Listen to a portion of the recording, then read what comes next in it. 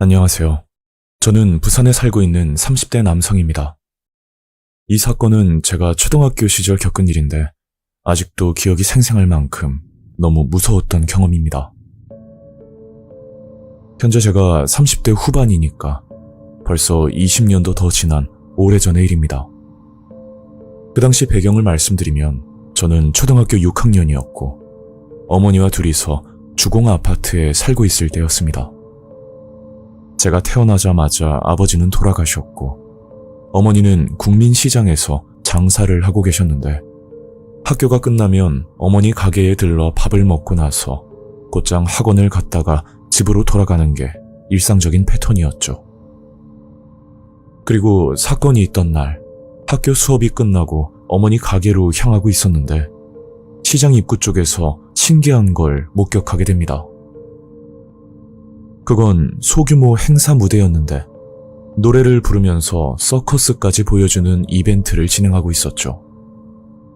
저도 서커스는 처음 봤었기 때문에 사람들 사이에서 넋을 놓고 구경을 하던 중이었습니다. 서커스단 이름은 기억이 안 나는데 한 가지 특이점은 일명 외소증이라 불리는 키가 굉장히 작은 사람들만 모여 있었죠. 저는 사람들 사이에서 한참 구경을 하고 있었는데 그때 서커스단 리더로 보이는 남자가 마이크를 잡더니 이런 말을 하는 겁니다. 관객 여러분 안녕하세요. 저는 서커스단 단장이라고 합니다. 자, 지금부터 설문지를 하나씩 드릴 텐데 한번 읽어보시고 성의껏 작성하는 10분을 뽑아 선물을 증정하도록 하겠습니다.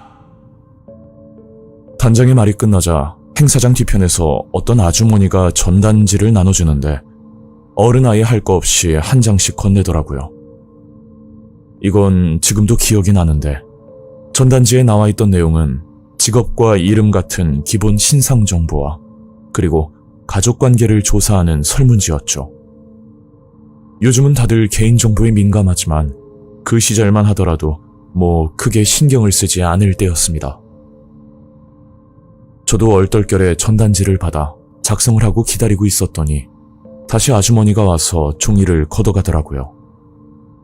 그리고 잠시 뒤 이벤트 당첨자를 호명하는데 전혀 기대도 하지 않았던 제 이름을 부르는 겁니다. 그렇게 우연한 계기로 선물까지 받게 되었고 기분 좋게 어머니 가게로 가려고 하는데 갑자기 단장이 저를 붙잡더니 한 가지 부탁을 하더군요. 아저씨가 마술쇼를 하려고 하는데 도우미가 한 명 필요하거든. 잠깐만 도와줄 수 있지? 솔직히 그냥 가고 싶었지만 선물까지 받은 데다 또 주변 사람들이 보고 있어서 그런지 거절하기가 애매한 상황이었습니다. 네. 어떻게 하면 돼요? 단장은 무대 뒤편 천막을 가리키더니 그리로 들어가서 기다리라는 말을 하더라고요. 그래서 천막 안으로 들어갔더니 글쎄 저와 비슷한 또래로 보이는 여자아이가 한 명 있었는데 눈을 어디에 둬야 할지 정말 난감했었죠. 그게 여자아이가 옷을 갈아입고 있었는데 어디서 사고라도 당한 건지 두 다리가 보이지 않았습니다. 거기다 손마저도 불편한지 옷을 갈아입는데 굉장히 애를 먹고 있더라고요. 그걸 보고 도와주려고도 생각해봤지만 잘못하다 이상한 오해를 받을 수도 있으니 그냥 모르는 척 넘어갈 수밖에 없었죠. 그런데 그때 그 여자아이가 다가오더니 저를 보고 오싹한 말을 하는데 아무것도 모르는 저는 점점 무서워지는 겁니다.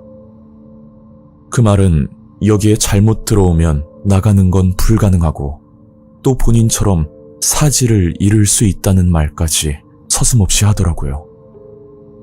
저는 그 말에 겁을 먹고 빠져나갈 입구를 찾았지만 아까 제가 들어온 천막 입구 말고는 다른 출입구는 보이지 않았습니다. 그래서 들어왔던 입구로 다시 나가려고 하는데 밖에서 행사를 하고 있던 단장과 아주머니가 들어오더니 제 팔을 붙잡는 겁니다. 팔 힘이 워낙 좋아서 저항은 물론 뿌리치지도 못할 정도의 힘이었고 저는 무서워서 소리까지 질러봤지만 밖에서 나오는 음악 소리 때문에 아무 소용이 없었습니다. 그때 저를 붙잡고 있던 단장 아저씨가 설문지를 보면서 말을 하더라고요. 어디 보자. 이름은 김도준, 나이는 13살. 엄마와 둘이 살고 있네. 도준아, 아저씨가 하는 말 잘 들어야 해. 만약 멋대로 행동하면 너 영영 집에 못 가. 알겠지? 어린 나이에 그런 말을 듣고 나니 아저씨 말을 따를 수밖에 없었고 어떻게든 벗어나야겠다는 생각이 들 만큼 두렵고 무서웠습니다. 도준아, 너네 엄마가 너 키우려면 정말 고생하시겠다. 그치? 그럼 어떻게 해야겠어? 도준이 네가 엄마를 도와드려야 되는 거야. 아저씨가 일하는 거 천천히 가르쳐 줄 테니까 돈 많이 모아서 다시 엄마한테 가는 거야. 무슨 말인지 이해했지? 저는 울면서 집에 보내달라고 애원했었지만 단장 아저씨는 본인 말만 반복하면서 저를 설득시키려고만 하더라고요. 그렇게 한참 이야기를 하다가 아저씨도 열이 받았는지 마술 상자 같은 케이지에 저를 넣고 밖에서 문을 걸어 잠그는 겁니다. 지금 생각해보면 밤도 아닌 화창한 낮 시간에 거기다 이렇게 사람들이 많은 곳에서 이런 일이 일어난다는 게 비현실적이지만 저는 순식간에 납치를 당한 거나 마찬가지였습니다. 밖에서 구경하던 사람들도 마술 준비를 한다고만 생각하지 그 외에 전혀 다른 생각은 하지 못했겠죠. 저는 케이지에 갇혀서 눈물만 흘리고 있었는데 그때 밖에서 어머니의 목소리가 들리는 겁니다. 그리고 잠시 뒤 천막 안으로 어머니가 들어오셨고 그제야 저를 발견하고 뛰어오셨죠. 도준아, 이게 어떻게 된 거야? 네가 왜 여기 있는 거야? 제가 겁을 먹고 울고만 있으니까 단장 아저씨가 케이지 문을 열어주면서 대신 말을 하더라고요. 아이고, 도준이 어머님이세요? 제가 이곳 단장인데 글쎄 도준이가 서커스에 관심이 많은지 자꾸만 해보고 싶다고 하는 거예요. 그래서 케이지에 들어가서 연습 좀 하라고 했더니 혼자 겁을 먹고 저러네요. 도준아, 엄마 오셨으니까 이제 그만 돌아가. 공부 열심히 하고. 그렇게 저는 무사히 빠져나올 수 있었고 어떻게 저를 찾았는지 어머니에게 물어보게 되었죠. 엄마가 여기서 10년 넘게 장사했는데 넌 모르겠지만 여기 시장 사람들은 네가 우리 집 아들이라는 거 다 알아. 시장 입구 근방에 제가 자주 가던 분식집이 있었는데 분식집 이모가 저를 목격했다고 합니다. 제가 천막으로 들어가고 나서 한참이 지나도 나올 생각을 하지 않자 저희 어머니에게 말을 했던 거고 어머니는 그 말을 듣고 뛰어오셨던 거죠. 도준아, 잘 새겨들어. 앞으로 저런 곳에는 절대 들어가면 안 돼. 알겠지? 어머니는 제가 스스로 케이지에 들어갔다고 알고 계셨고 저는 그게 아니라고 자초지종을 설명했지만 끝내 제 말을 믿지 않으셨습니다. 그 당시 제가 장난을 좋아하기도 했고 워낙 호기심도 많을 때라 단순 장난으로 치부하고 그냥 넘어가시더라고요. 그렇게 그 사건의 진실은 저만 알고 있는 채로 지나가는 듯 했었지만 그건 저만의 착각이었습니다. 제가 성인이 되고 나서 이 사건을 어머니께 재차 말씀을 드린 적이 있었는데 제 예상과 다르게 뜻밖의 대답을 하시는 겁니다. 어머니는 이미 알고 있었다는 표정이었고 그 당시 그렇게밖에 할 수 없었던 이유를 설명해 주셨습니다. 그 시절 사건 사고들이 워낙 많았고 특히나 사람이 실종된 경우 요즘과 다르게 찾기가 워낙 힘들었다고 하더라고요. 거기다 그런 서커스단의 특성상 사람을 구하는 게 힘들기 때문에 아무것도 모르는 아이를 납치하거나 아니면 저처럼 도와달라고 한 뒤 조용히 데려가는 경우도 있었다고 합니다.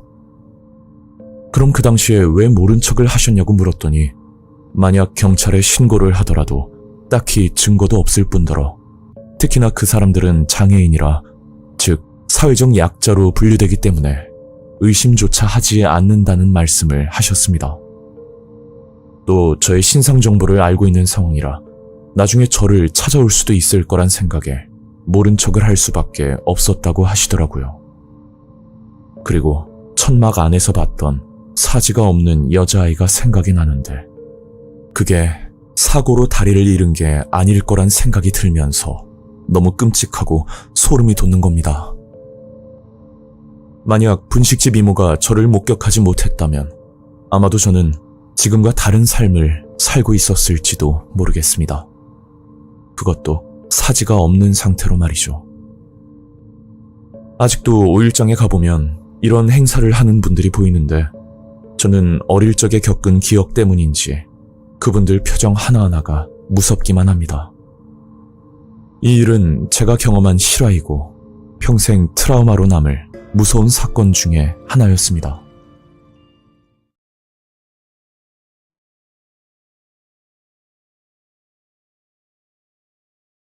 안녕하세요. 현재 인천에 거주하고 있는 30대 후반의 남자입니다. 제가 겪은 일은 비교적 최근에 있었던 사건이고 이런 무서운 모임은 널리 알려야 된다는 생각에 제보를 결심하게 되었습니다. 지금부터 불과 2년 전쯤 있었던 일입니다. 저는 인천에서 직장 생활을 하고 있으며 아직 미혼인데다 현재 만나는 여자친구도 없습니다. 제가 이런 얘기를 하는 이유는 아직까지 사회통념상 결혼을 하지 않으면 뭔가 본인에게 문제가 있다는 말도 있고 어떻게 보면 이런 문화 때문에 사건의 발단이 되었기 때문이죠. 일단 저는 명절이 참 싫습니다. 그게 가족들이 하나같이 결혼 얘기를 꺼내는데 저야 하기 싫어서 안 하겠습니까? 뭐 여러 가지 사정도 있고 가장 큰 문제는 아직 결혼하고 싶을 정도로 마음에 드는 이성을 만나지 못한 게 원인이라 볼 수 있죠. 하지만 30대 후반에 접어들다 보니 주변 친구들은 하나둘씩 제 짝을 찾아가더라고요. 그런 모습들을 보며 느낀 게 더 이상 이렇게 지내면 안 되겠다는 생각이 들었고 아마 그때부터 이성을 만나기 위한 노력을 해보기로 마음을 먹었습니다. 그런데 제가 다니는 직장은 여성 직원들이 거의 없는 데다 그마저도 기혼자이기 때문에 직장에서 만나는 건 불가능한 현실이었죠. 그래서 한참 고민을 하다 들었던 생각은 모임을 가입해서 다양한 사람들을 만나보면 좋겠다는 생각이 드는 겁니다. 그렇다고 너무 노골적으로 만남을 주선하는 모임은 좀 부담스러웠고 그냥 자연스럽게 만날 수 있는 모임을 생각하다 보니 문득 독서 모임이 괜찮겠다 싶더라고요. 저는 그날부터 각종 인터넷 카페 또는 카톡 오픈 채팅을 검색하기 시작했고 그렇게 한 채팅방에 들어가게 되었습니다. 인원은 정확히 6명, 다른 방에 비해서 굉장히 작은 규모였죠. 오픈 채팅을 해보신 분들은 아시겠지만 채팅방에 처음 입장을 하게 되면 그 방에 룰이라는 게 있습니다. 쉽게 말하면 방장이 정해둔 규칙이라고 볼 수 있는데 그 방은 다른 방과 다르게 특이점이 하나 있더라고요. 그건 회원들끼리 얼굴 사진을 공유한다는 부분인데 의도가 어떻게 되었든 독서 모임에서 얼굴을 공개한다는 게 제 입장에서 의문일 수밖에 없었습니다. 하지만 얼굴 공개를 거부할 시 방에서 퇴장을 당한다는 규칙이 있었기 때문에 무슨 용기였는지는 모르겠지만 결국 얼굴 사진을 올리게 되었죠.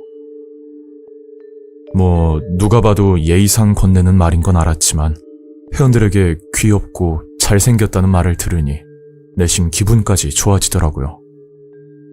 그리고 제 얼굴을 공개하고 나서 그 방 회원들도 사진을 올렸었는데 정말 평범해 보이는 저와 비슷한 연령대의 외모였죠. 만약 20대였다면 외모를 따졌을 수도 있겠지만 제가 30대 후반이 되고 나니 겉모습보다 대화가 더 중요하다는 걸 새삼 느끼고 있을 때였습니다.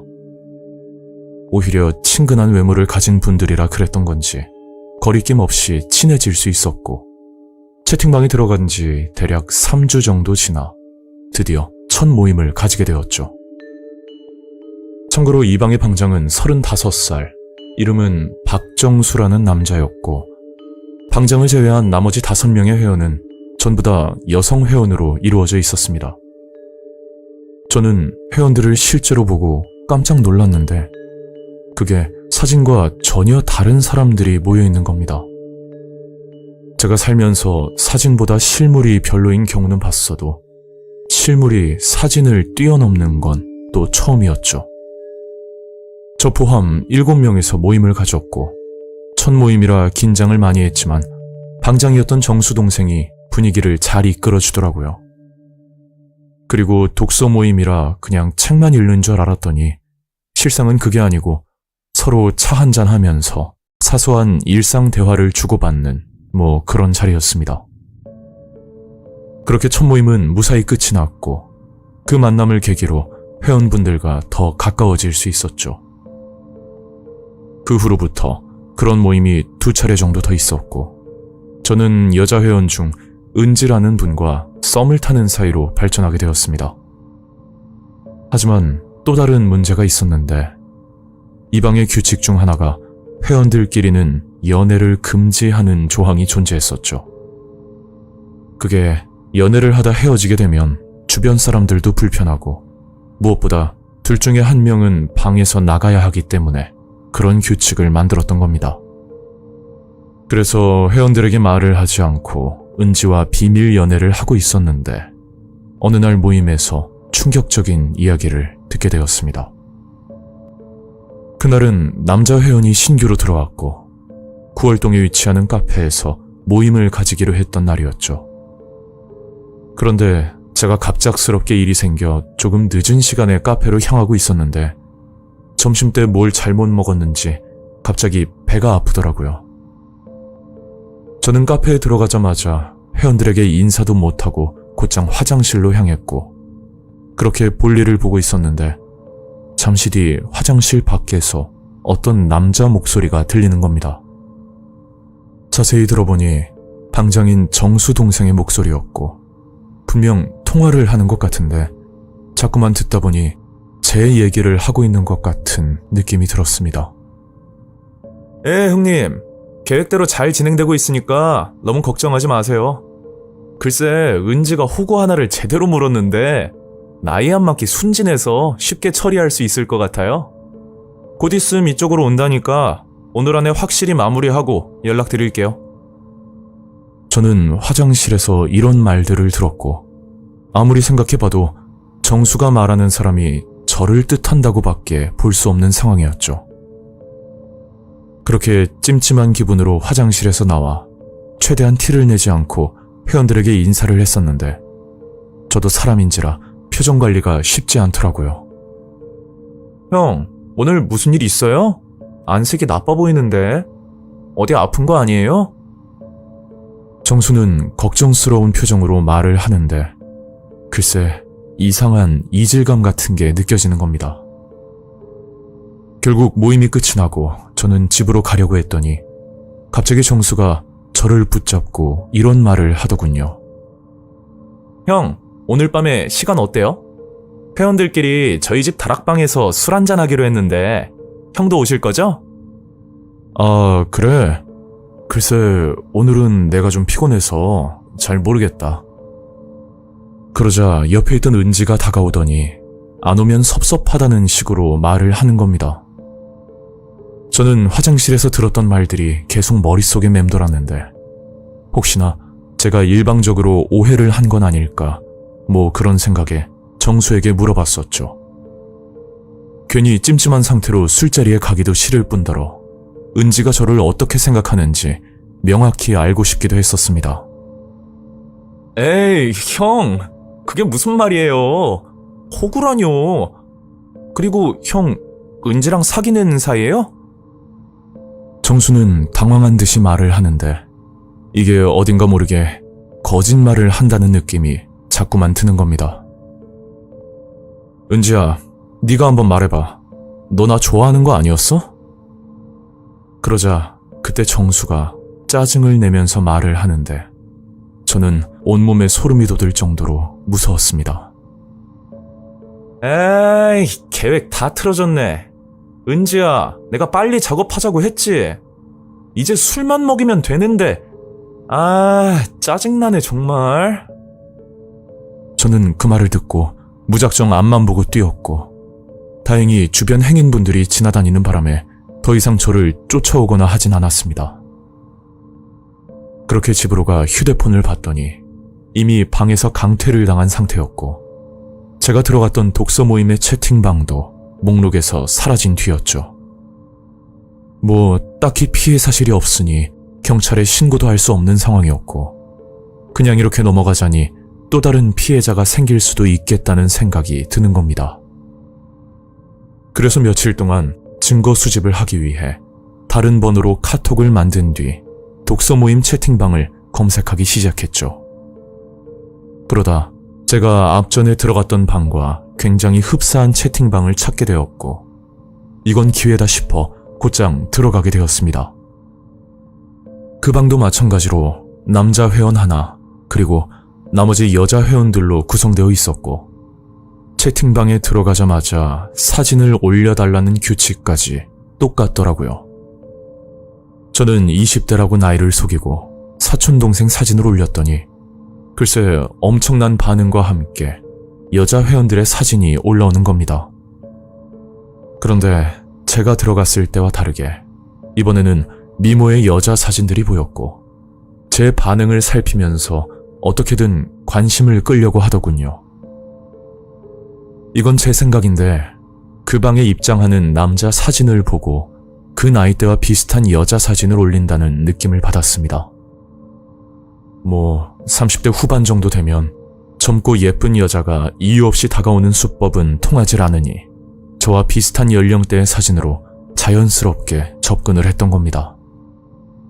그 순간 바로 경찰에 신고를 했어야 하는데 앞전에 이놈들에게 당했던 기억에 화가 나서 채팅으로 욕을 했더니 바로 강퇴를 시키더라고요. 그 후로부터 그놈들이 패턴을 바꾼 건지 그와 비슷한 방은 찾을 수가 없었습니다. 하지만 아직까지 활동하고 있다는 건 부정할 수 없는 사실이고 현재는 독서 모임이 아닌 다른 주제의 모임을 만들었을 수도 있으니 정말 조심하셔야 할 것 같습니다. 특히나 채팅방에서 얼굴을 먼저 공개하라거나 또는 이상할 정도로 여자 인원이 많은 방들은 한 번 더 확인해 보시길 바랍니다.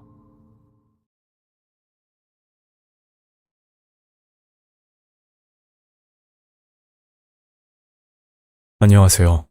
현재 서울에 거주하는 30대 여성입니다.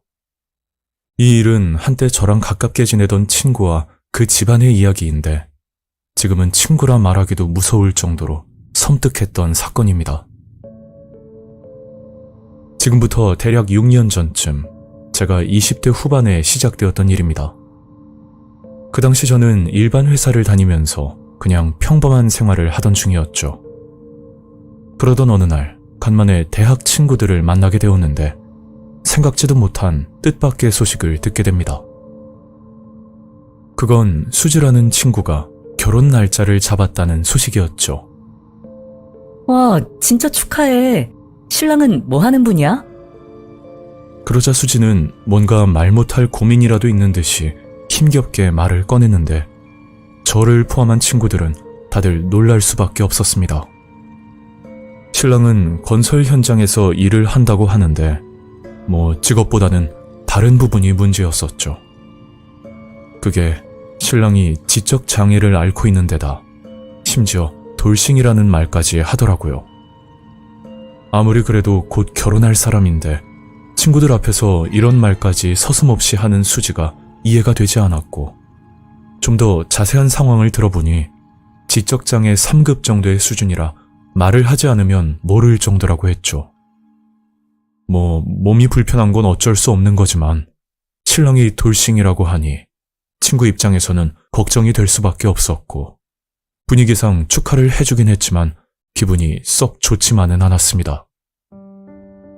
그리고 얼마 뒤 수지에게 연락이 한 통 왔었는데 글쎄 전화를 받자마자 술을 한잔 하자는 겁니다. 평소 수지는 술이라면 질색을 하는 친구인데 그런 애가 갑자기 술을 마시자고 하니 분명 무슨 일이 있을 거란 직감이 들었었죠. 저는 그날 밤 수지를 만나게 됐고 그동안 수지에게 있었던 일들에 대해 알게 되었습니다. 수지는 결혼 혼수를 알아보던 중 신랑과 금전적인 문제로 크게 다퉜고 그 문제로 인해 헤어지게 되었다는 말을 하는데 솔직한 마음으로는 차라리 잘 되었다는 생각이 드는 겁니다. 비슷한 사람들끼리 만나는 건 수긍을 하지만 제가 볼 때는 친구가 아깝다는 생각이 들었기 때문이죠. 그렇게 수지와 술자리를 끝내고 집으로 들어왔고 그 일은 조용히 넘어가게 되었습니다. 그리고 아마 한 달 정도 지났나? 수지가 또다시 결혼을 하겠다고 하더라고요. 처음에는 전 남자친구와 다시 만나는 줄 알았더니 실상은 그게 아니었죠. 아니, 헤어진 지 얼마나 됐다고 곳에 다른 남자와 결혼을 한다는 것도 황당한 일인데 거기다 더 이해가 안 되는 건 평범한 사람도 아닌 꼭 하자가 있는 남자를 만난다는 겁니다. 이번에는 전과 기록까지 있는 남자라고 하던데 그 말을 듣고 이 친구가 왜 이러나 싶기도 하고 축하는커녕 오히려 짜증만 나더라고요. 저는 친구가 좀 더 좋은 남자를 만났으면 하는 생각에 기분이 나쁠지도 모르겠지만 그냥 단도직입적으로 말을 했었습니다. 수지야, 내가 친구로서 하는 말인데 전과자를 만나는 건 진짜 아닌 것 같거든? 다시 생각해보면 좋겠어. 그러자 수지는 갑자기 정색을 하더니 아무 말도 하지 않고 나가버렸죠. 그 사건 때문에 수지는 제 연락을 의도적으로 피했고 그리고 결혼 날짜가 다가오는 와중에 청첩장마저도 보내지 않았습니다. 저 또한 수지에게 말을 심하게 한 것 같아 늘 미안한 감정을 가지고 있었고 그런 마음 때문에 수지의 결혼식 날 사과의 의미로 찾아가게 되었죠. 그렇게 저희들은 서로 오해를 풀었고 그날 친구의 신랑을 처음 마주치게 되었습니다. 안녕하세요. 처음 뵐게요. 저는 수지와 대학교 친구예요. 그런데 제 말을 듣고 대답은 하지 않고 이상한 표정으로 웃기만 하더라고요. 나중에 알고 보니 인지 능력이 조금 떨어지는 사람이었는데 그 순간은 수지가 좀 안타깝다는 생각까지 들었습니다. 물론 몸이 아프신 분을 비방하려는 뜻은 아니고 이 친구가 한 번도 아닌 두 번이나 이런 남자분을 만났으니 친구로서 볼 때 좀 아쉬운 건 사실이었죠. 하지만 본인이 좋다니까 저는 축하를 해줬고 그렇게 결혼식은 끝이 났었습니다. 그런데 수지는 결혼을 하고 나서 180도 달라지게 되었는데 명품 가방은 물론 고급 수입차까지 타고 다녔고 친구들 사이에선 이런 말까지 맴돌았죠. 그게 수진의 남편이 조그만 사업을 시작했고 그 사업이 대박이 나서 꽤 많은 돈을 벌었다는 겁니다. 그리고 남편이 처가살이를 한다고 들었는데 수진의 부모님께도 잘하고 무엇보다 굉장히 성실하다고 들었습니다. 제 걱정과 다르게 친구가 잘 사는 걸 보고 나니 정말 다행이라는 생각이 들면서 내일처럼 기분이 좋더라고요.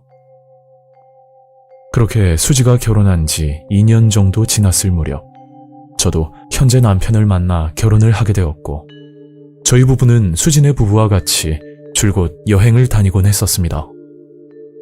그런데 어느 날 저희 남편이 수진의 부부에 대해서 이상한 말들을 하는 겁니다. 여보, 당신 친구네 부부 말이야. 좀 이상한 거 못 느꼈어? 저는 그게 무슨 말이냐고 물었더니 글쎄 수진애와 여행을 갔을 때 남자 둘이서 마트를 들른 적이 있었는데 수진의 남편이 저희 남편에게 빵 하나만 사달라고 부탁을 하더랍니다. 그래서 남편은 별 생각 없이 빵을 사줬더니 마치 며칠 굶은 사람처럼 빵을 먹었다고 했죠. 그렇게 빵을 다 먹고 난 뒤 남편에게 비밀로 해달라는 말을 반복했다는 겁니다. 저는 그 말을 듣고 나서 크게 이상하다는 생각은 하지 못했는데 그게 수진의 남편이 조금 통통한 체형이라 식단 관리를 하겠거니 그런 단순한 생각을 했었습니다. 그리고 저희 부부와 같이 있을 때는 수지가 남편에게 밥도 먹여주고 했었기 때문에 큰 문제는 아닐 거라 보고 그냥 넘기게 되었죠. 그런데 저희가 결혼한 지 1년이 막 지났을 때 믿을 수 없는 일이 생겼는데 그건 수진의 남편이 일을 하다 쓰러져 사망을 했다는 소식이었습니다. 하지만 부고 소식을 들었을 때는 이미 장례가 끝난 상황이었고 저는 수지에게 왜 말을 하지 않았냐고 물었더니 그게 사람들에게 알리지 않고 조용하게 장례를 치르고 싶었다는 말을 하더라고요. 그리고 그 일이 있고 얼마 뒤 수지에게 전화 한 통을 받게 되었는데 저희 부부에게 여행을 가자는 제안이었습니다. 그 당시는 사망한 남편과 함께했던 추억 때문에 그러나 보다 생각을 했고 저희는 안쓰러운 마음에 수지와 여행 약속을 잡았었죠. 그런데 수지를 만나고 나서 저와 남편은 표정 관리가 안 될 정도로 황당하기만 했었습니다. 수지가 어떤 남자를 데리고 왔었는데 이번에도 어딘가 좀 부족해 보이더라고요.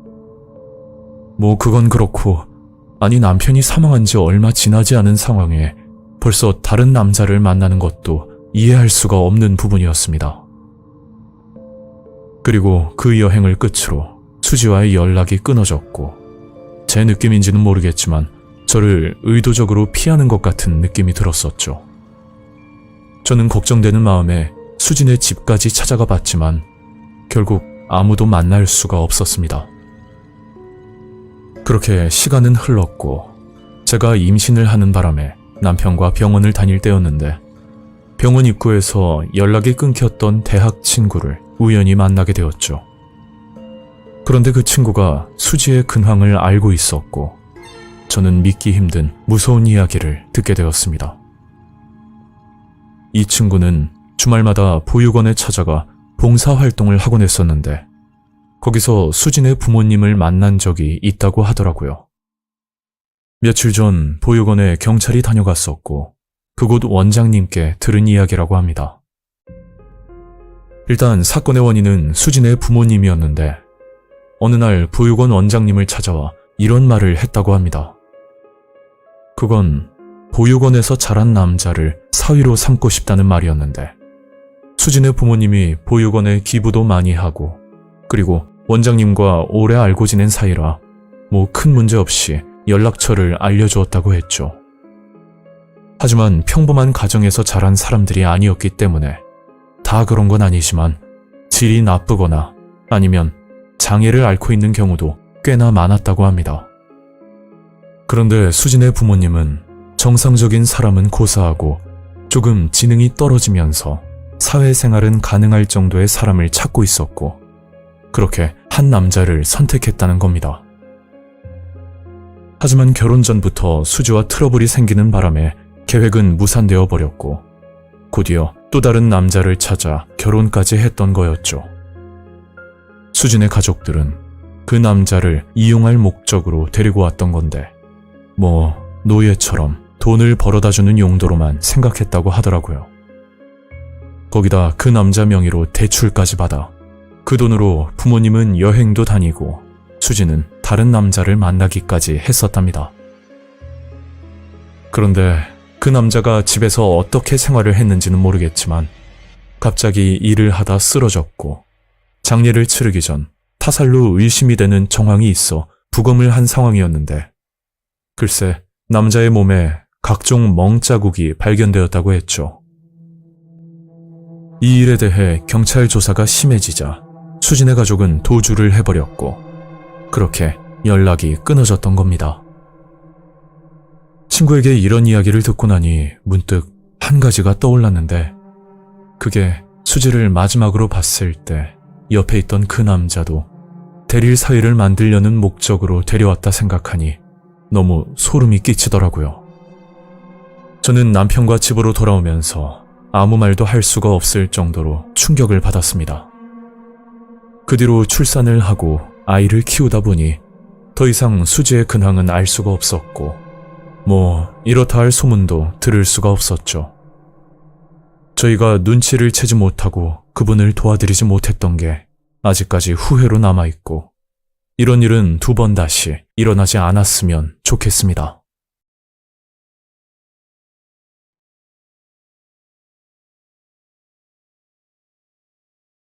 안녕하세요.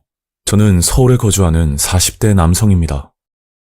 현재는 한 가정의 가장이고 남들처럼 평범한 삶을 살고 있는데, 제가 결혼 전에 겪었던 끔찍했던 경험담이 있어 제보를 결심하게 되었습니다. 이 일은 제가 30대 초반에 겪은 일이며 연도로는 아마 2010년 정도 되었을 겁니다. 그 당시 저는 잠만 겨우 잘 수 있는 원룸에서 생활을 할 만큼 형편이 좋지 않았었죠. 사실 제가 중학교 때 큰 교통사고가 났는데, 그로 인해 저를 제외한 모든 가족들이 세상을 떠나버렸습니다. 저는 성인이 될 때까지 보육시설에서 자랐고, 성인이 되자마자 안 해본 일이 없을 만큼 노력을 했지만 세상은 결코 만만한 게 아니었죠. 그러다 보니 금세 30대가 되었고, 제 형편에 맞는 집을 구하다 보니 원룸 월세 생활을 하게 되었던 겁니다. 부모 없이 자란 몸이지만 늘 피해주지 않고 바르게 살아왔다고 생각했는데, 제가 범죄의 표적이 될 줄은 꿈에도 생각하지 못했었죠. 첫 번째 사건은 보험회사에서 걸려온 전화를 받고 난 뒤 시작되었습니다. 박수호 씨 되시죠? 저는 보험 마케팅 팀장 김용호라고 합니다. 이번에 저희 쪽에서 진행하는 이벤트에 고객님이 당첨이 되셨는데, 이벤트 상품 고지를 위해 연락드렸습니다. 그 당시 제가 생활고에 시달리고 있었지만 그래도 보험은 들어놔야겠다는 생각에 실비보험과 일반 암보험 2가지를 가입했던 상태였습니다. 보험회사 말로는 이벤트에 당첨되었으니 상품권을 보내주겠다고 하더라고요. 안 그래도 힘든 형편에 갑자기 상품권을 준다고 하니 제 입장에선 거절할 이유가 없었습니다. 그렇게 담당자에게 주소를 불러주고 전화를 끊었고, 며칠이 지나 누군가 저희 집에 찾아왔었죠. 인터폰을 보니 문 밖에는 저와 비슷한 또래로 보이는 건장한 남자가 서 있었는데, 알고 보니 보험회사 직원이라고 하더군요. 앞전에 저희 팀장님과 통화하셨죠? 제가 상품권을 가지고 왔는데 몇 가지 드릴 말씀이 있거든요. 잠깐만 문 좀 열어주시겠어요? 그 남자 직원은 계속해서 문을 열어달라고 했고, 저는 뭔가 찜찜한 기분이 들어 끝까지 문을 열지 않았습니다. 아니, 공짜로 상품권을 주는 것도 이상한데, 그것도 일반 택배도 아닌 보험사 직원이 직접 찾아와 전달까지 해준다는 게 상식적으로 이해가 가지 않더라고요. 그래서 상품권을 받지 않겠다고 말하고 직원을 돌려보냈었죠. 그리고 그 일이 시발점이 된 건지 그 후로부터 이상한 일들이 생기기 시작했습니다. 한날은 퇴근을 하고 집에서 쉬고 있는데 누군가 초인종을 누르면서 문을 두드리는 겁니다. 네, 누구세요? 저 이봐요. 문 좀 열어보세요.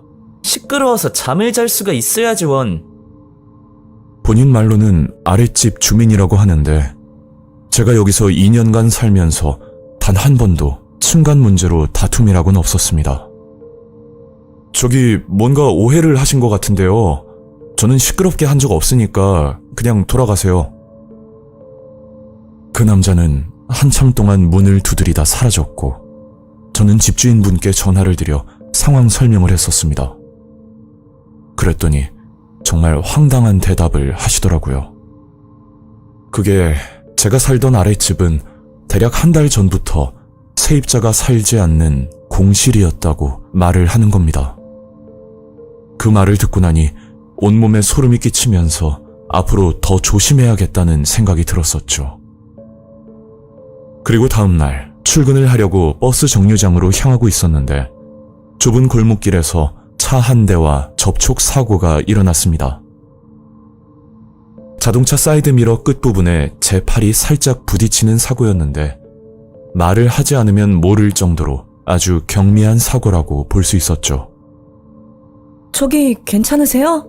병원 가셔야 될 것 같은데 얼른 타세요. 운전자는 젊은 여자였었는데 제 팔을 잡더니 병원에 데려다 주겠다고 말을 하더라고요. 아, 괜찮아요. 제가 출근이 급해서 먼저 가보겠습니다. 그렇게 회사에 도착을 했고 그때는 저에게 일어나는 이런 사고들이 단순 우연이라고만 생각했었죠.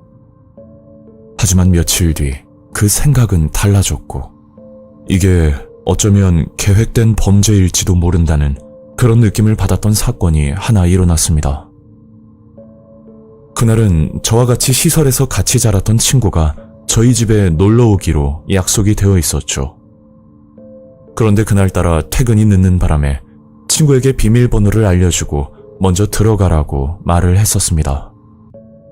그리고 퇴근길에 집 근처의 마트를 들렀는데 그때 친구에게 전화가 걸려오는 겁니다.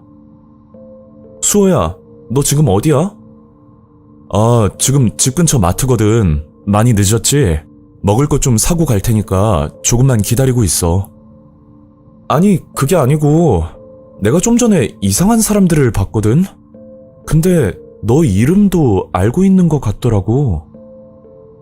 조금 전 친구가 담배를 피러 1층으로 내려갔었는데 남자 둘 그리고 여자 하나가 주차장에 서서 얘기를 하고 있더랍니다. 친구는 담배를 피고 나서 다시 집으로 들어가려고 하는데 그 사람들 사이에서 박수호라는 말을 들었다고 했죠. 친구에게 그런 말을 듣고 나니 며칠 전 저희 집에 찾아왔던 남자가 떠오르면서 점점 더 무서워지더라고요. 야, 너 잠깐 이쪽으로 올 수 있어? 저는 혼자보다 친구와 같이 들어가면 더 안전할 거라는 생각에 친구를 마트 앞으로 불러 집으로 향하던 중이었습니다. 그렇게 집 근처에 다 왔을 때 친구가 말했던 남자들은 보이지 않았고 어떤 여자 한 명만 집 앞에 서 있었는데 그 여자 얼굴을 보자마자 깜짝 놀랄 수밖에 없었죠. 그게 저와 접촉 사고가 났을 때 병원에 데려다 주겠다던 그 여자더라고요. 그걸 보고 서둘러 집으로 들어갔고 저는 집 앞에 이상한 사람들이 있다는 이유로 경찰에 신고를 했었습니다. 하지만 경찰이 도착했을 때는 집 앞에 아무도 없었다고 하더라고요. 제가 여기 있으면 분명 그 사람들이 다시 찾아올 거라는 생각에 일단 집을 구하기 전까지만 친구네에서 지내기로 결정을 내렸었죠. 그렇게 친구 집에서 지내면서 이사갈 집을 알아보고 있었는데 어느 날 친구의 아는 형님이 친구 집에 놀러 온 적이 있었습니다. 그리고 술을 한잔하면서 이야기를 하다가 그 형님이 제 사정을 듣고 이런 말을 하는 겁니다. 수호씨, 제가 예전에 보험회사에서 일을 했거든요. 아마 제가 생각하는 게 맞을 수도 있을 것 같아요. 저는 그 형님이 해준 이야기를 듣고 너무 충격을 받아 아무 생각이 들지 않더군요. 그게 보험회사 부서 중에 고객 DB를 관리하는 업무가 있는데 간혹 고객 정보를 팔아 뒷돈을 받는 경우가 존재한다고 합니다. 걸리면 법적 처벌까지 받을 수 있는 위험한 일인데 또 이게 몰래 정보를 빼내다 보니 알아내기가 여간 어려운 게 아니라고 했죠. 그런데 이 정보를 구매하는 업자들의 정체가 병원 관계자 또는 장기 매매 브로커라고 하더군요. 보험회사에서는 원하는 조건의 나이와 고객의 건강 상태, 그리고 최근에 방문했던 병원 기록까지 참고한 뒤 리스트를 뽑는다고 합니다. 그렇게 고객 정보를 넘기게 되면 리스트에 나와 있는 후보는 표적 납치 대상이 된다는 말이었죠. 그 말을 듣고 나니 보험 말고는 아무것도 없는 책에 갑자기 이런 일이 연달아 일어났다는 사실이 진짜 표적 납치 대상이 되었던 거라 생각이 들 수밖에 없었습니다.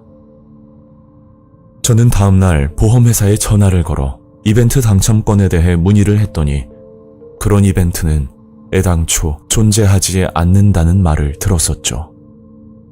결국 가입한 보험을 해지하고 몇 달 뒤 다른 곳으로 가입을 했었는데 이게 또 보험사끼리 몰래 공유를 한다고 하니 너무 불안해서 미치겠더라고요. 저는 이사를 하고 나서도 한동안 불안에 떨며 지냈지만 다행히 그 후로는 큰 사고 없이 지낼 수 있었습니다. 지금 생각해보면 그 당시 가족도 없고 갑자기 사라져도 누구 하나 신고해줄 사람도 없는 상황이라 더욱 쉽게 범죄의 표적이 되었던 거라 생각이 듭니다. 이건 개인적인 생각인데 아직도 우리가 모르는 곳에서 이런 일들이 발생하고 있진 않을까 하는 섬뜩한 생각이 간혹 들곤 합니다. 이 사건은 10년도 넘은 일이라 납치 방법들이 매우 단순하지만 요즘은 하나부터 10까지 치밀하게 접근을 할지도 모르니 다들 조심하시길 바랍니다.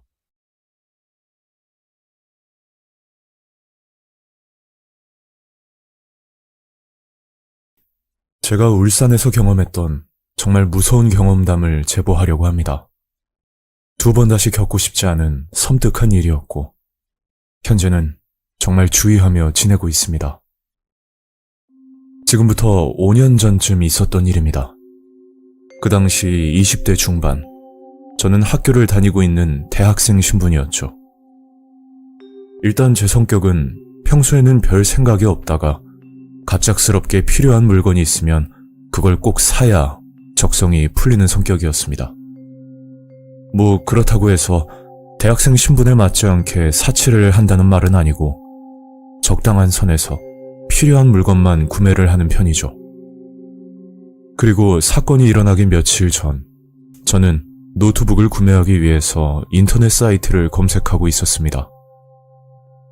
제가 영상 편집에 관심이 많았는데 영상 편집용은 어느 정도 사양이 따라줘야 해서 가격대가 너무 저렴한 건 구매를 할 수가 없었어요. 한참 고민하다 새 것 같은 중고를 구입하기로 결정을 하고 카페를 검색하다 말 그대로 A급 물건을 찾을 수가 있었죠. 제품 설명란을 보니 구입하고 나서 한 달 정도 쓰다 판매하는 제품이고 제품 포장 박스까지 그대로 있던 물건이었습니다. 거기다 가격은 40%나 감가되어 있더라고요. 와, 뭐지? 이 가격에 이걸 판다고? 그 당시 들었던 생각은 미끼용 상품이거나 그게 아니라면 직거래 말고 택배 거래를 유도해서 일명 돈을 받고 잠수를 타는 먹튀를 당할 것 같다는 느낌을 받았죠. 근데 사실상 주관적인 생각이라 일단 연락을 해보기로 결정했습니다. 안녕하세요. 카페 글 보고 연락드렸는데요. 상대방은 젊은 목소리의 여성이었는데 노트북 같은 고가의 물건은 무조건 직거래를 해야지 뒤탈이 없다며 먼저 만나자는 제안을 하더라고요. 판매자와 연락을 하기 전까지만 해도 가격이 너무 저렴해서 사기일 가능성이 크다고 생각을 했었는데 오히려 상대방이 먼저 직거래를 제안하니 믿을 수밖에 없었습니다. 그렇게 판매자와 약속을 잡게 되었고 설레는 마음으로 집을 나섰죠. 저는 남구에 거주하고 있었고 판매자 위치는 울주군이었는데 제가 직접 울주군까지 가는 대신 노트북 값을 조금 빼준다고 약속을 받았습니다. 대략 1시간 정도 걸려 약속 장소에 도착을 했고 시간은 2시 30분을 가리키고 있었죠.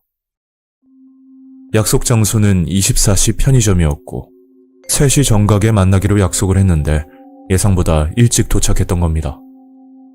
거리가 멀다 보니 버스 배차 시간도 있고 혹시 모를 상황에 대비해 일찍 나왔던 거죠. 시간적 여유가 있어 편의점 커피를 사고 판매자를 기다리고 있었는데 약속 시간이 됐음에도 판매자는커녕 지나가는 사람도 보이지 않았습니다. 편의점 위치가 도로 주변이라 차들만 지나다니는 모습이었고 3시가 넘었음에도 판매자는 나타나지 않았죠. 답답한 마음에 판매자에게 전화를 걸었지만 끝내 전화를 받지 않았어요. 아, 뭐야. 약속을 했으면 지켜야지. 아, 어쩐지 싸게 판다고 하더라. 믿은 내가 잘못이지. 저는 화가 나서 그냥 집으로 가려는데 그때 판매자에게 전화가 오는 겁니다.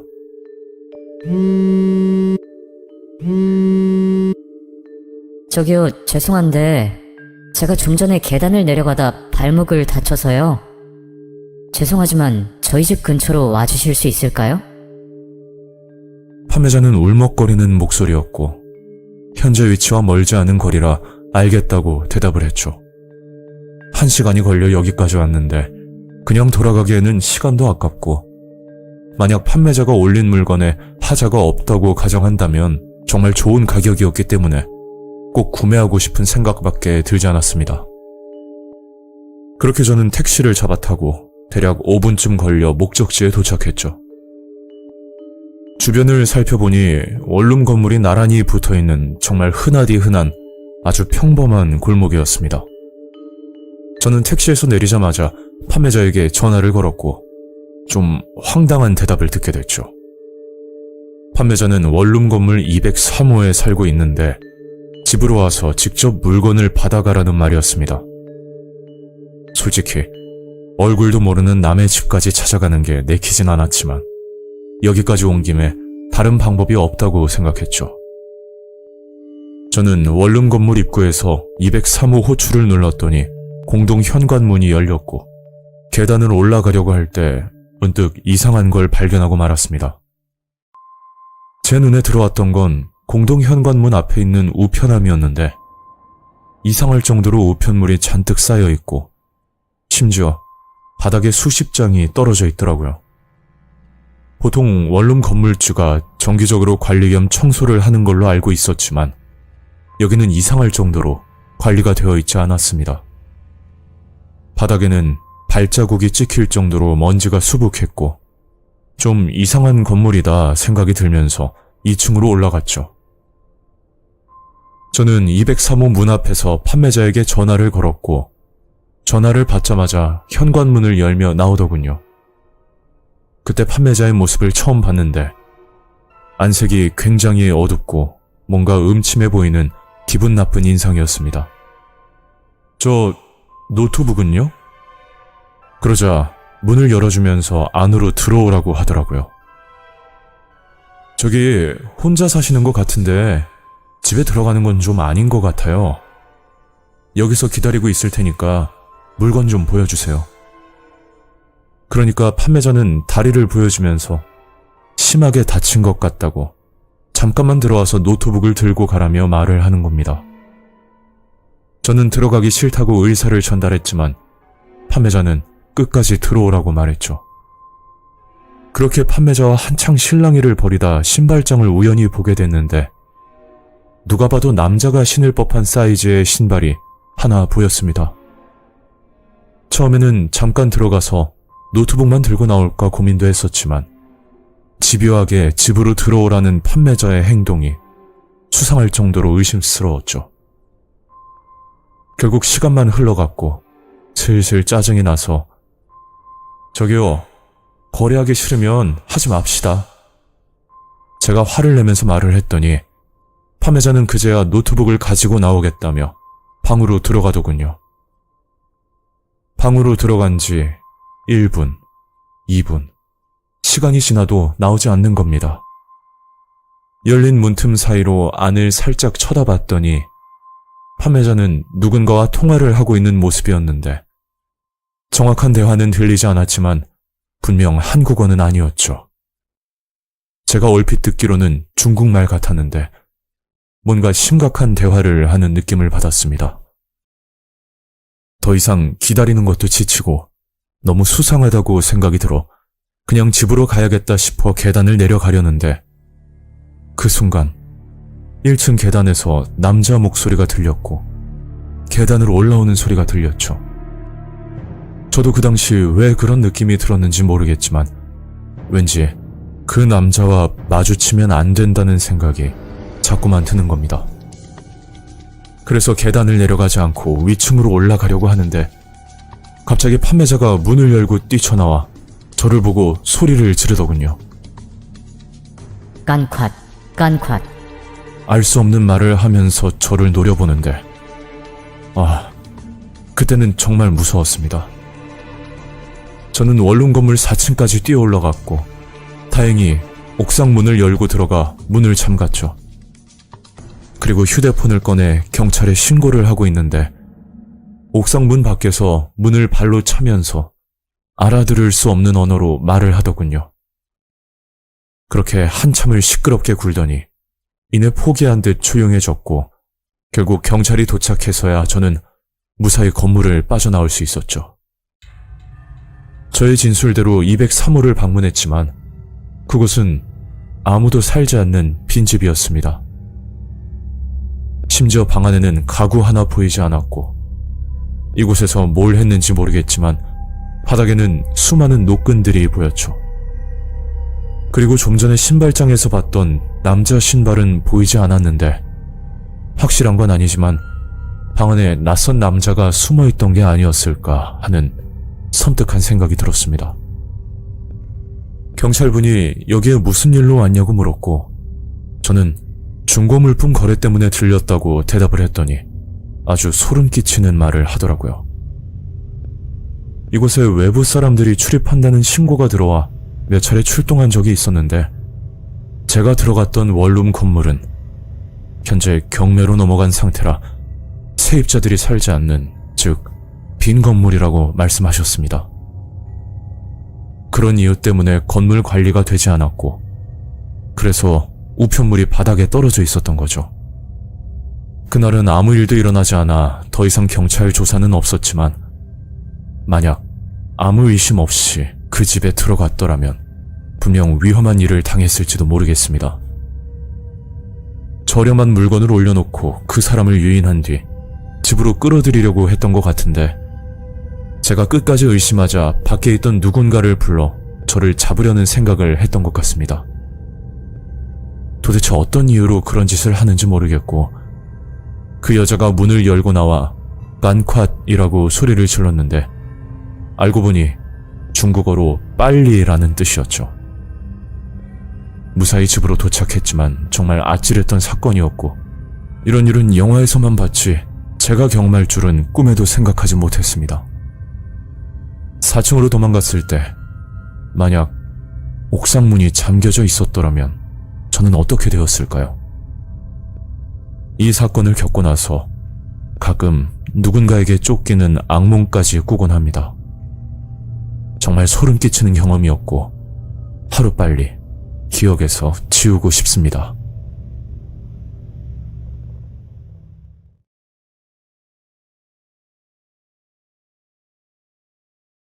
안녕하세요. 저는 대구에 거주하는 30대 남성입니다.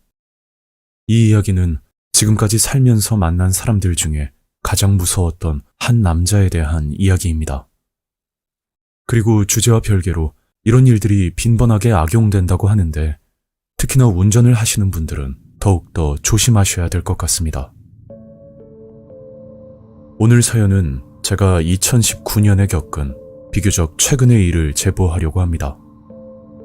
지금은 이직을 한 상황이지만 그 당시 다녔던 직장은 달서구에 위치하는 조그만 스타트업 회사였습니다. 직원은 저 포함 5명이 다였고, 저의 직속 상사는 팀장님, 그리고 그 위로는 과장님과 대표님이 존재했었죠.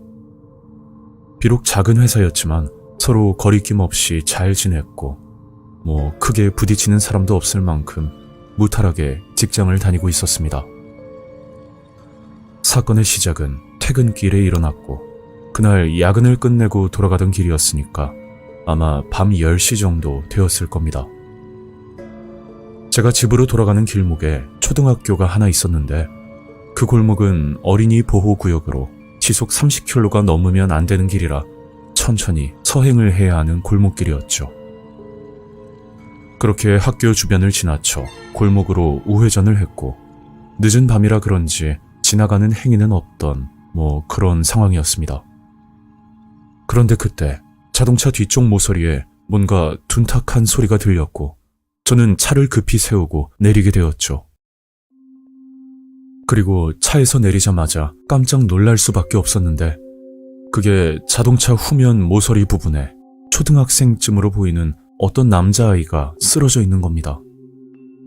분명 전방을 확실히 살피며 운전을 했었는데 도대체 그 아이가 어디서 나타났는지 이해가 가지 않았었죠. 일단 아이가 쓰러져 있으니 병원에 데려가려는 생각을 했고 저는 아이에게 다가가 몸 상태를 살피며 말을 건넸습니다. 어떻게 된 거야? 괜찮아? 일단 아저씨랑 병원부터 가자. 아이는 팔을 다쳤는지 인상을 쓰는 모습이었고 저는 아이를 일으켜 차에 태우려고 하는데 그때 어떤 남자가 골목에서 나타나더니 소리를 지르더라고요. 저기요, 지금 뭐 하는 겁니까? 예? 아이가 다친 것 같아서 병원에 데려가려고요. 알고 보니 그 남자는 아이의 아빠라고 하던데 얼핏 보기에 20대 중후반 정도로 보이는 젊은 청년 느낌의 남자였죠. 아이 아빠처럼 보이지 않는 것도 수상하긴 했었지만 그보다 더 이해가 가지 않았던 건 아이가 다쳐 누워있는 상황인데 걱정하는 모습은 전혀 보이지 않고 대뜸 이상한 말을 꺼내는 겁니다. 아저씨, 그냥 없던 일로 하시죠. 네? 아니 지금 아이가 다쳤는데 어떻게 그럽니까? 그러자 남자는 현금 50만 원을 제시하면서 돈을 받으면 없던 일로 하겠다는 말을 하더라고요.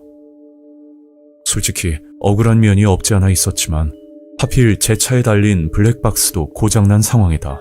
그리고 일반 도로도 아닌 어린이 보호구역에서 일어난 사고이니 사건 정황상 제가 불리해질 거라는 판단이 드는 겁니다. 만약 합의를 하지 않고 경찰과 보험사를 부르게 되면 문제가 더 커지는데 특히나 어린이 보호구역에서 어린이를 상해에 이르게 한 경우 형사처벌 대상이라 그 남자와 합의를 하는 게 최선의 선택이라는 생각이 들었었죠.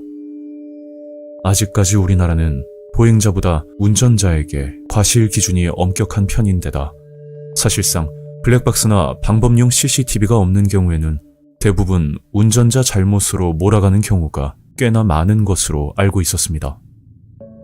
지금 생각해도 이해가 안 되지만 그 골목은 어린이 보호구역인데도 불구하고 CCTV가 없는 사각지대였죠. 저는 돈을 떠나서 아이가 크게 다치지 않은 것을 위안 삼아 앞으로는 정말 조심히 다녀야겠다는 다짐을 했었습니다. 그때까지는 이 사고가 저의 부주의로 일어난 거라 알고 있었는데 이게 날이 가면 갈수록 뭔가 수상한 느낌이 조금씩 들기 시작했죠. 그리고 그 사건이 있고 나서 며칠 뒤 후배 직원과 둘이서 커피 한 잔을 하고 있는데 무슨 고민거리가 있는지 후배 직원이 심각한 표정을 짓고 있더라고요. 그래서 자초지종을 물었더니 글쎄 오늘 아침 출근길에 교통사고가 일어났다는 겁니다. 후배는 블랙박스 동영상을 보여주는데 어떤 초등학생 남자아이가 달려와 갑자기 차에 부딪히며 쓰러지는 모습의 영상이었죠. 그걸 보고 나니 며칠 전 제가 겪은 사고가 떠오르면서 이런 우연이 있나 싶을 정도로 오싹한 기분이 드는 겁니다. 그런데 더 황당한 건 후배가 차에서 내려 경찰과 119에 신고를 했더니 갑자기 누워있던 아이가 벌떡 일어나 미친 듯이 도망을 가더랍니다. 일단 경찰 신고는 들어간 상황인데 도망간 아이의 소재지는 아직 찾지 못했다는 말이었죠. 그리고 한 가지 아쉬웠던 사실은 후배가 보여준 영상이 화질이 좋지 않아 며칠 전 제가 목격했던 아이와 동일 인물이 맞는지는 확인하기 어려운 상황이었습니다. 후배 직원 말로는 초등학교 3학년에서 4학년 정도로 보이는 남자아이라고 말을 하는데 그 단서 하나만으로는 섣불리 판단할 수가 없는 노릇이었죠. 그렇게 찜찜한 상태로 시간은 흘러갔고 아마 2달쯤 지났을 때 정말 수상한 장면을 목격하고 말았습니다. 그날은 퇴근 후에 친구와 술자리 약속도 있고 해서 회사에 차를 두고 택시를 타고 집으로 향하던 중이었죠. 그런데 몇 달 전 접촉사고가 났던 어린이 보호구역 골목 부근에 어떤 남자아이가 가만히 서서 주위를 살피고 있더라고요. 기사님, 조금만 천천히 가주세요. 저는 택시 뒷자리에서 남자아이를 유심히 지켜봤더니 글쎄 누굴 기다리고 있는 건지 미동도 하지 않고 가만히 서 있는 겁니다. 그 늦은 시간에 어린아이가 혼자 있는 것도 이상한데 거기다 골목 구석에 서 있는 모습이 누가 봐도 수상하다는 느낌을 떨칠 수가 없었죠. 기사님, 죄송한데 여기서 세워주세요. 저는 남자아이가 서 있는 위치보다 조금 떨어진 곳에서 내린 뒤 그 아이의 행동을 한참 살펴보고 있었습니다. 그리고 한 5분 정도 지났나? 아이 옆에 어떤 남자가 다가오더니 그 남자가 아이에게 소리를 지르면서 갑자기 화를 내는 겁니다. 멀리서 지켜보고 있으니 무슨 말을 하는지는 자세히 알 수가 없었고 거기다 주변이 어두워서 얼굴은 명확하게 보이지 않았는데 제 느낌으로는 분명 몇 달 전에 저와 합의를 했던 부자지간으로 보이더라고요. 그런데 그때 남자가 아이의 뺨을 때리더니 골목 뒤편으로 아이를 끌고 가는 겁니다.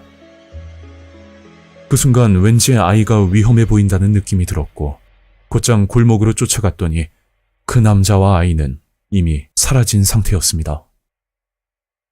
그 일이 있고 일주일 정도 지난 뒤 정말 안타까운 소식을 들었는데 그게 팀장님의 아들이 사고를 당해 사망을 했다는 말이었죠. 회사 사람들은 다 같이 장례식장으로 가서 팀장님에게 위로 인사를 드리고 있었는데 그때 후배 직원이 저를 조용히 부르더니 이런 말을 하더라고요. 저 선배, 혹시 영정사진 봤어요? 아니, 이런 말 해도 되는지 모르겠는데 그 몇 달 전에 제 차에 부딪히고 도망갔던 아이 말이에요. 기억하시죠? 그 아이 얼굴이 저 사진 속 아이와 너무 똑같이 생겼어요. 저는 그 말을 듣고 영정사진을 한 번 더 봤더니 글쎄 저와 접촉사고가 났을 당시 누워있던 아이와 굉장히 닮았다는 느낌이 드는 겁니다. 그런데 심증만 있고 물증은 없는 상황이다. 그렇다고 팀장님에게 직접 물어볼 수도 없는 분위기였기 때문에 그날은 그냥 넘어갈 수밖에 없었죠. 그렇게 장례가 끝나고 며칠이 지난 뒤 회사 사무실에 경찰이 찾아왔고 팀장님을 데리고 밖으로 나가더라고요. 그게 팀장님의 마지막 모습이었는데 모든 사건의 정황을 알고 난 뒤 저희 회사 사람들은 충격을 받아 경악을 금치 못했었죠. 그 사건이 있기 전 팀장님은 정말 자상한 성격에다 늘 가족 생각만 하는 가정적인 사람이었습니다. 그런데 한날은 우연한 계기로 무당집을 방문하게 되었는데 그곳에서 정말 섬뜩한 말을 듣게 되었다고 했죠. 그건 팀장님 아들이 죽지 않으면 아내는 물론 부모님까지 줄초상이 난다는 말이었고 그 말을 듣고 팀장님은 무당에게 욕까지 하면서 그냥 나와버렸다는 겁니다. 하지만 얼마 뒤 집안에 안 좋은 일들이 생기기 시작했는데 그게 평소 건강하던 아내가 완치가 불가능한 췌장암 진단까지 받게 됐고 심지어 부모님 두 분까지 쓰러져 위태로운 상황이었다고 했죠. 그러다 보니 팀장님은 무당 말을 들을 수밖에 없었고 어떻게 하면 이 악재를 멈출 수 있냐고 물었더니 그건 누가 봐도 비상식적인 방법이었습니다. 무당이 했던 말은 저희 회사 사람들 가운데 한 명이 팀장님 아들을 죽여야 끝이 난다는 얘기였고 팀장님은 무당에게 가스라이팅을 당한 건지는 모르겠는데 정말 상상할 수도 없는 끔찍한 계획을 세웠다고 하더군요. 그게 회사 사람들이 운전을 하는 타이밍에 아들을 차에 치여 죽이려는 생각을 했었답니다.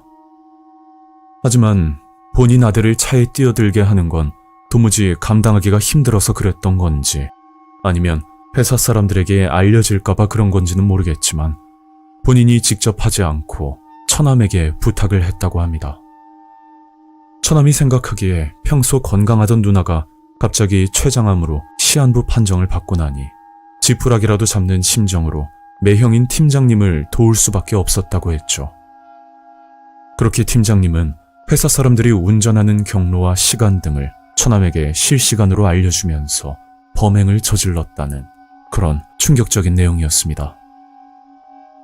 팀장님 아들은 회사와 얼마 떨어지지 않은 도로에서 사망을 하게 되었는데 그게 제 차량인 줄 착각하고 달려오던 차에 아이를 밀었는데 알고 보니 그건 다른 운전자였다고 합니다. 결국 아이가 사망하고 나서야 팀장님과 처남의 범죄는 밝혀지게 되었고 저는 그 일로 인해 너무 충격을 받아 회사를 그만둘 수밖에 없었습니다. 사이코패스보다 더 잔인하고 끔찍한 인간들인데 평생 후회하며 뉘우치고 살았으면 합니다. 도대체 그 아이는 무슨 잘못을 했길래 그런 말도 안 되는 일을 겪어야 했을까요? 저는 이 일만 생각하면 아직까지 소름이 끼치고 무섭습니다. 오늘 이야기는 여기까지입니다. 구독과 좋아요 잊지 않으셨죠? 다음 영상으로 또 뵐게요. 감사합니다.